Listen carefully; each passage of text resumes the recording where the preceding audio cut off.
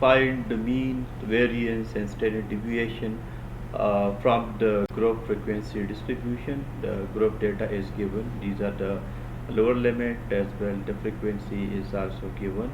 So first of all, we have to find the mean of the group data. So the data given is the score of a match of the players, and we can see the upper limit as well as the lower limit. And first of all, we have to find the midpoint, which is known to be the values of x. So we have to add the lower limit, the 40, with the upper limit 45, and divide these two values by 2, which gives us the value which is known to be midterm or midpoint, or the x values. 40 plus 45 divided by 2 is equal to 85 divided by 2, and the calculated value is 42.5. We have to put that here. Similarly, adding these two values and dividing by 2 as a sum, we observe. So the calculated value is 36.5. The same, adding the two values, the upper value and the lower value, the upper limit and the lower limit, and divide by 2. So the calculated value is 30.5. Similarly, 24.5, and adding the two values and divide by 2. So the calculated value is 18.5 and 12.5. Now the frequency is given as we observe. So we have to find fx values, like which we will need it, to put in the formula. To find and calculate the values of fx, we have to multiply f with x. That's mean the third column values 3 with the second column values, that's mean 42.5.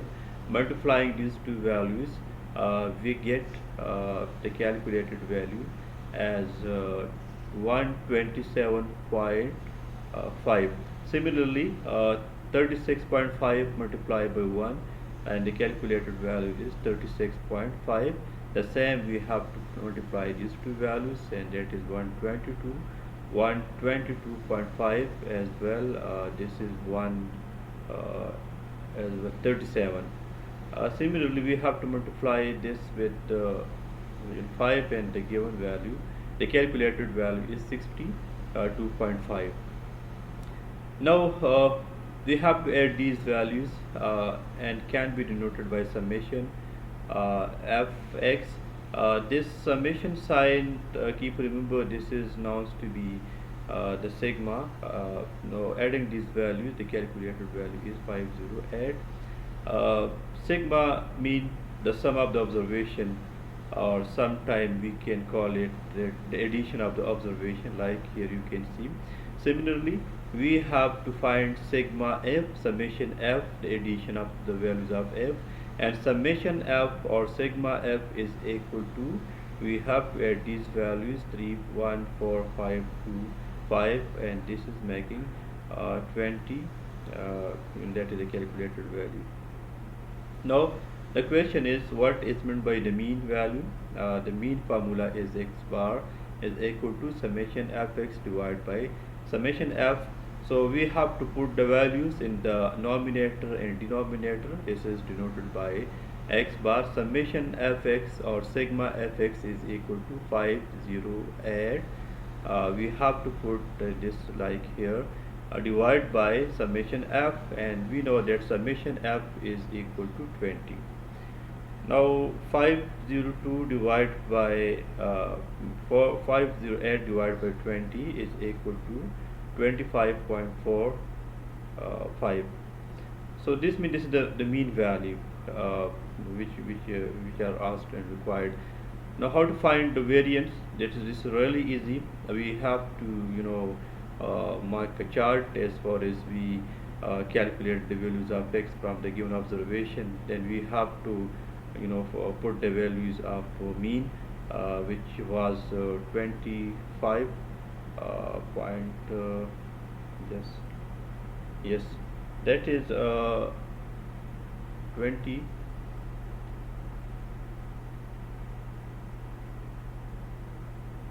25.4. So the mean is the same for all the observation. as this is the calculated value from the given observation. So we have to put the constant mean value here. Now we have to find xi minus x bar. So that's mean to subtract the fourth column values x bar from the second column.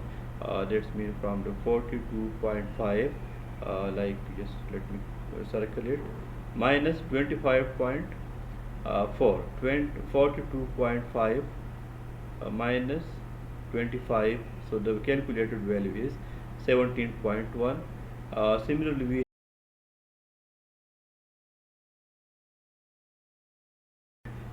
x minus x bar whole square. For that purpose, this is really simple. We have to take square of the values of the xi minus x bar, 17.1, 11.1, 5.1. Taking squaring of the 17.1 is equal to 92.41. The same taking squaring 11 is equal to 123.21, and this is equal to 26.01. Keep remember squaring the minus mean to convert it to the plus value, because minus multiplied by minus is equal to plus, and the same the values will be converted to the plus sign.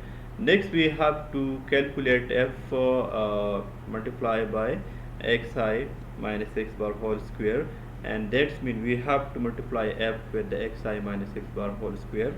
The f values are given in the third column, and the xi minus x bar whole square values are calculated in the sixth column. So multiplying the third column values with the sixth column values, 3 multiplied by this is equal to, if we multiply these two values, so the calculated value is equal to at 77.23. The same multiplying 1 with 123.21 is equal to 123.21, and again multiplying the two column values, we get 104.04. As well, we have to calculate all the below values by applying the same rules. The best option to understand this procedure is first of all to write the formulas and to calculate the values of the numerator as well as of the denominator. Now we have to calculate the sigma f xi minus x bar whole square. For that purpose, we are adding all of these values. So that's mean that sigma can be called as summation. Sigma is sigma f as well multiplied by x minus x bar whole square. So this is equal to, if we add all the values in the last column, so the calculated value is equal to 2035.8. So we have to add all the values of the f, the frequencies, and that is equal to summation f, which is equal to 20. Now we calculate all the required options, terms, denominator.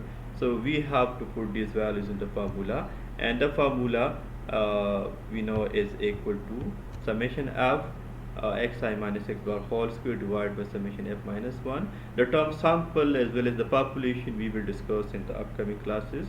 So simply we have to put the values of numerator and denominator in the formula, and the formula, the numerator variance formula is 2035, can be seen like here.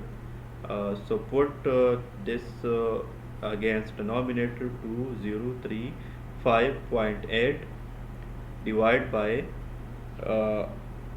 summation f, and summation f value is calculated here. You can see summing all the observation of f. So this means 20 minus 1. I want to calculate the variance step by step, and that's mean 2035.8 divided by 19. So if we divide numerator by the denominator, the calculated value is 107.15. So this is simply known to be the variance of the given observation. Now we have to find the standard deviation. That is really simple, and to find the standard deviations mean that taking square root of the variance, the formula can be seen like here, and we already calculated the variance, which is 107.15. Now we have to put the variance value here. The formula which we used is like this. Let me write the variance formula here. Let me show it. That is 107.15. Now put this in the standard deviation formula. So under the root 107.15, if we take under the root of this value, so the calculated value is 10. Yes, this is 10 point as well. This is